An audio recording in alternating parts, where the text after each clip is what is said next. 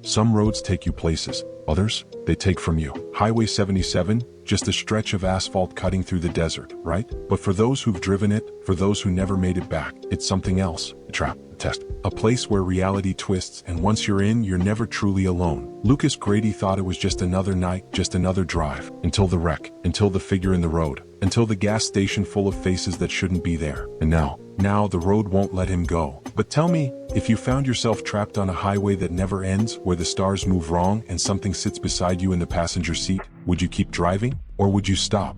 In the dead quiet of the desert night, the highway goes on, a black ribbon of asphalt that disappears into the distance. 77th Street. At least, that's what the stories say about this road. Lucas Grady didn't care much about those stories. Roads lead to places. They have mile marks, rest stops, and places away from the noise and chaos of everyday life. Tonight, though, as his headlights cut through the thick darkness, he starts to understand that not all roads follow the rule. There are roads that were never meant to be taken. The wreck is the first part. A car flipped over on its side, and in the dark, the emergency lights pulsed like a heartbeat that wasn't beating right. The wind in the desert is calm. There are no other cars or trucks in the distance, and the only sound is the low hum of his truck. Lucas walks out and his boots hit the loose gravel on the side. He can feel thick air pushing against his skin like hands he can't see. He gets closer because he thinks he hears groaning or a weak call for help. The car is empty, though. Not any blood. Nothing. There were no signs that someone was inside. There were only car tracks that went toward the road and then stopped. It was like the person or thing that had been here had just vanished. His radio is crackling, and static is crawling through the speakers in short bursts. When his GPS restarts itself, the screen flickers wildly and then shows an empty grid. It doesn't feel right when the wind picks up. It whispers over his skin like something living and moves against him instead of around him. When the headlights show him his truck,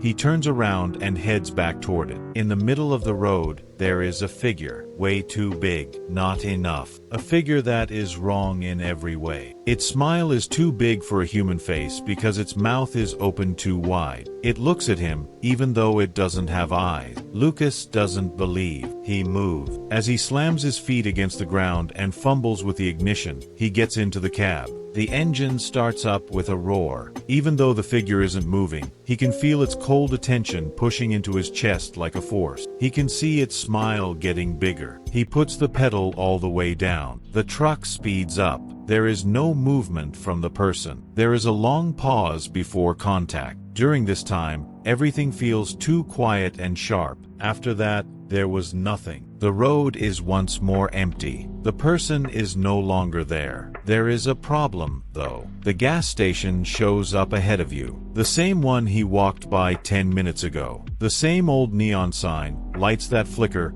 and rusty tanks that look like they've been there for a long time. There is something inside him that tells him he should not stop. Still, his hands turn the wheel. He takes his foot off the pedal slowly. The truck stops rolling. There are lots of people in the store. Not client, not workers. There are faces he knows here that shouldn't be there. He had seen pictures of truckers who had gone missing years ago on yellowing missing signs stuck in gas station windows all over the country. They look at him. Their smiles are too big, their teeth are too white, and their faces are frozen in a way that isn't quite human. As soon as he walks inside, the door swings shut behind him, making him feel sick to his stomach. Inside, the air is too heavy and still, like it hasn't been moved in hundreds of years. People don't say anything, but they look at him. They're ready to go. Lucas quickly turns around and heads for the door, but the world outside looks different now. The desert past the gas station isn't right, and the sky is too deep and endless, with stars organized in ways that don't make sense. The way to. He can go back to where he came from on that road. The wreck. The figure. The loop has begun again. It crackles again on his radio. Something that sounds like words or a voice is now being made out of the chaos. It calls his name, but it's not from the control center. It comes from inside the truck. He doesn't remember getting back into the cab, but he's there now, his hands too tight on the driving wheel. He is breathing very quickly. Outside, in the lot, Watching are people from the gas station. They tilt their heads at the same strange angle, and their mouths are still stretched out in those weird grins. The road goes on for a while, waiting. He takes a quick look at the passenger spot. He's not by himself anymore. There is something sitting next to him. The air is filled with the smell of burning rubber and something more unpleasant, like something bad. The silence is broken by a slow, intentional breath. He can feel the weight of the shape next to him pushing against his senses as it moves. His heart beats hard against his ribs. The road opens up again, and there is no break in the line that goes off into the night. There's no way out. You can't go back.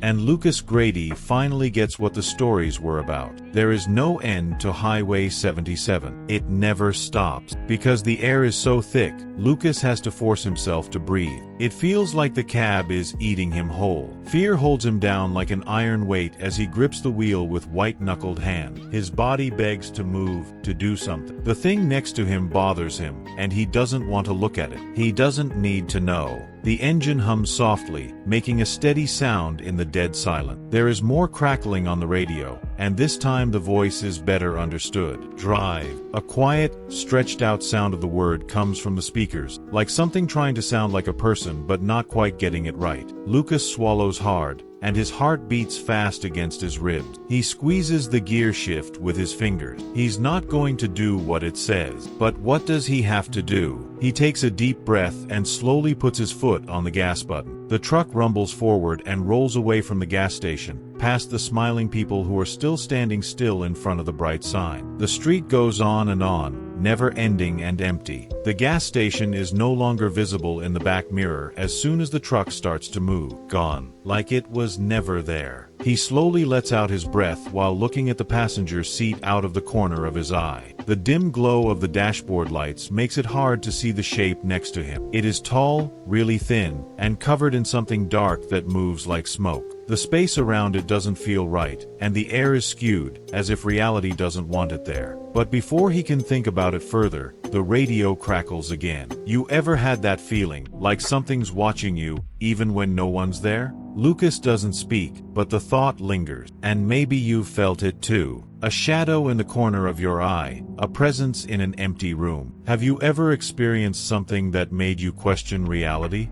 Tell me in the comment. I want to know if I'm the only one. The radio is making noise again. Keep going. He holds on to the wheel tighter and nods anyway. It's dark outside, and the sky is off. It's too big and deep, and the stars are strange and watchful. They are too bright, too close together, and moving in ways they shouldn't. Time goes by. He looks at the endless road ahead one moment, and then the wrecked car is back in front of him, this time on its side with the hazard lights blinking in that slow, hypnotic beat. It makes him sick. Not at all. Not again. The truck doesn't slow down even though he slams on the brake. The wreck comes flying at him, and just as he gets ready to hit it, it is no longer there. There is no one on the road. He takes short, quick breaths. A voice on the radio laughs, making a sound like dry leaves scrubbing against the road. You're learning. Lucas doesn't answer. His heart is beating fast, and he's sweating a lot. The truck moves forward. The highway turns in a strange way. The road bends in an impossible way, going around and around itself like a snake eating its own tail. Lucas clamps his jaw down on the wheel even tighter. He won't be stuck here. The person next to him changes. He doesn't turn his head, but he knows something is watching him. Being smart. You're different. The words get under his skin and into his bone. He shakes, but doesn't say anything. The wreck shows up again, once more. The road snakes, loops, and warps around him every time. No way out. Lucas lets out a short breath, which helps him concentrate. There must be a way out. That thing next to him isn't stopping him. He is being tested. The stars in the sky pulse and move, looking at. After that,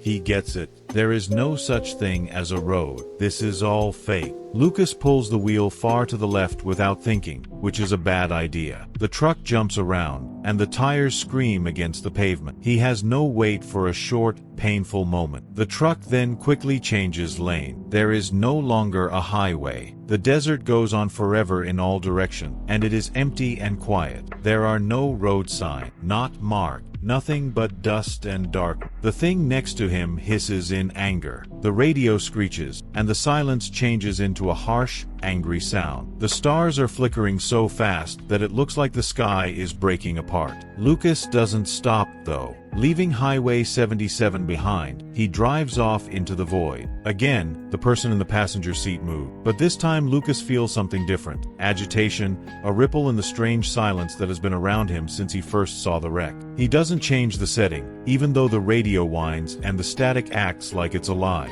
He doesn't try to shut it down. He just grabs the wheel tighter and keeps driving into the unknown, the desert's darkness cutting through his headlight. He now knows that the road was not real in the way he thought roads were real. It wasn't that. Something made. A trap. A loop that was meant to keep him going around and around until something decided he was ready. But what are you ready for? The sound the thing next to him makes when it breathes out is off. Instead of the steady rise and fall of a person's breath, there was something layered, like different lungs growing at different rates, some too quickly and some too deeply. Lucas tries not to turn his head, even though he wants to. He would rather not see it. He has seen enough. That is the trouble, though, right? It was seen by him. And the longer he is near it, the more facts start to come to mind, even if he doesn't want them to. It's very big, way too big. Its body is thin, but not fragile. Its limbs are too long for their bodies, and their joints bend in ways that make Lucas sick to his stomach. If that's even what it is, its skin is dark and moving around like storm-tossed shadows. It never stays in one place. The light from the dashboard doesn't bounce off of it right. Instead, it looks like it eats it up,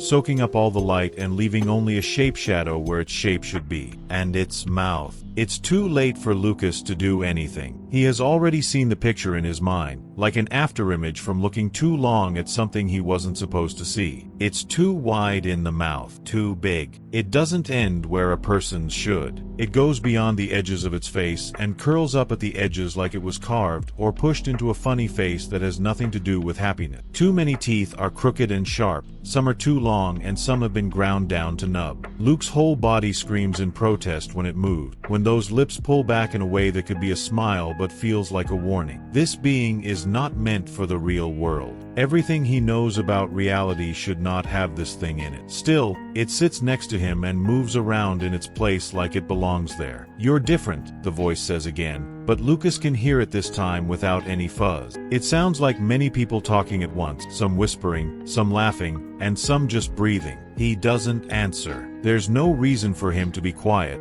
He just doesn't trust himself to speak. The road is gone, but the desert is still there, empty of anything but sand and shade. There are no structures or other signs of people living there, just the sky, far away and out of reach. He shouldn't be driving his truck because there isn't any pavement or solid ground to support its weight. But the wheels keep going forward as if driving is the only thing that is keeping reality from collapsing in on itself. You see it now, don't you? Asks the voice, which is as smooth as oil. Lucas takes a deep breath. What do you see? That none of this is true? That the road was a trick or a lure? That every trucker who disappeared and every face he saw in that gas station had been caught in the same trap, going around and around a fantasy until they either got it or became a part of it. Voice laughs because it can tell what he's thinking. You almost made it. Most don't. Lucas doesn't care about what happens to those who don't. The thing next to him moves again, and its long fingers tap slowly and deliberately against the dashboard. The sound is hollow, like metal hitting bone. It also says, "But you're not free yet." Lucas feels a chill go down his spine. He keeps his eyes on the sky and doesn't pay attention to the shape in the distance. He now knows that the thing is just trying to test. Everything here has been a test. But what kind of test is it? Because he is afraid and hasn't used his voice much, he pushes himself to talk. Who are you? The thing is quiet for the first time. It's not because it doesn't know what to say, but because it's thinking. Thinking about.